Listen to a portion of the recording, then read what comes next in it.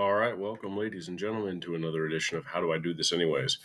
Today, what we're going to be doing is a slicer check to make sure your object that you have drafted are within the time and material constraints that you are given for your projects. So, to do this, you're going to use the slicer that's called IIIP-I3. This is a very easy version of Cura to use. It should be installed on all of your computers. So just look for this little symbol or type in IIIP.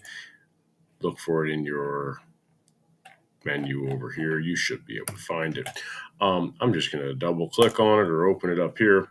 And you should pop up, or if you're opening this for the first time, it'll pop up with a couple of things that you're just going to have the option of either click OK or click cancel for. If you click cancel, it shuts the program down. If you click OK, it should eventually bring you to here. Now, let's go ahead and pop an object in here. To do that, you're just going to click load. Now, you have to have already created your STL files. So I'm going to load that. Now, I just loaded an object in there that you have to zoom way in to see.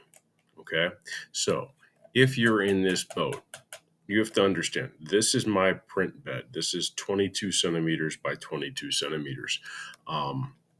If your object pops in that small, that means that you drafted this thing in the wrong units.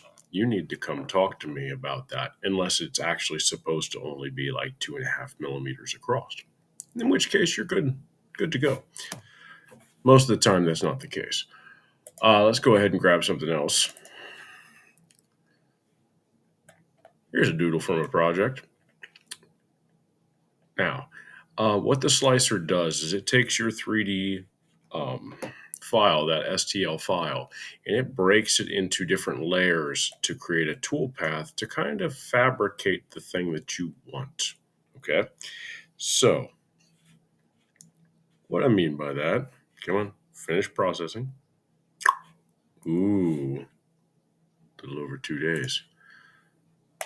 What this does is it actually goes through and decides the toolpath to squeeze out the heated up plastic to actually make the shape you want. Okay, so right now that red and the yellow is the shell of it. If we give this thing some more time, we will eventually start to see, there it is. There's the infill of it. That hexagonal or that square pattern that's a grid all the way through, that'll fill all the way up. Now, according to this, it's going to take us 55 and a half hours and 267 grams of filament. That's quite a bit. But we're also using their preset standards. So we're going to come over here to expert mode and switch to full settings. Yep. All right.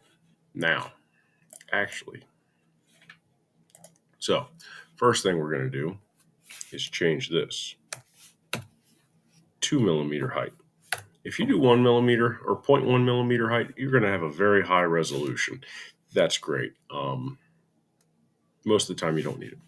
1.2, you need to have a shell thickness that is in increments of the nozzle size, and we're using 0.4 millimeter nozzles.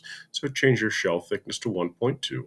Your bottom and top thickness, 1.2 as well, for a nice high quality top and bottom. We want 10% infill. Your print speed, on the other hand, is going to be 20. That won't affect things. That won't affect things.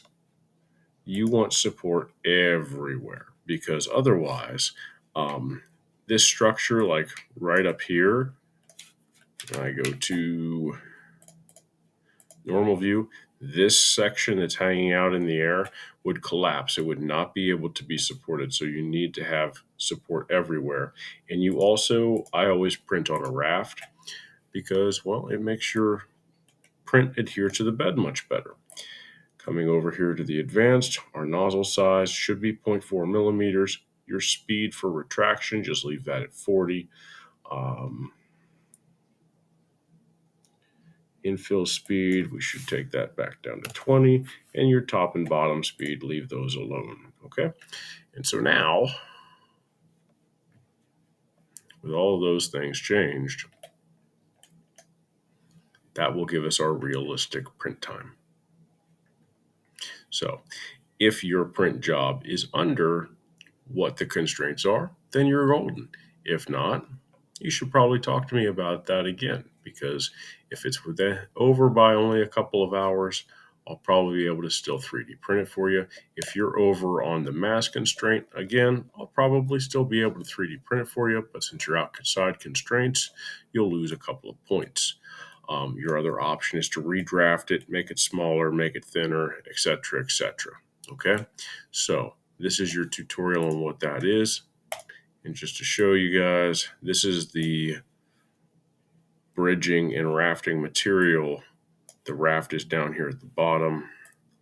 It actually gets created in order to hold the upper section up. So hopefully this helps you out. If you have any questions, please let me know.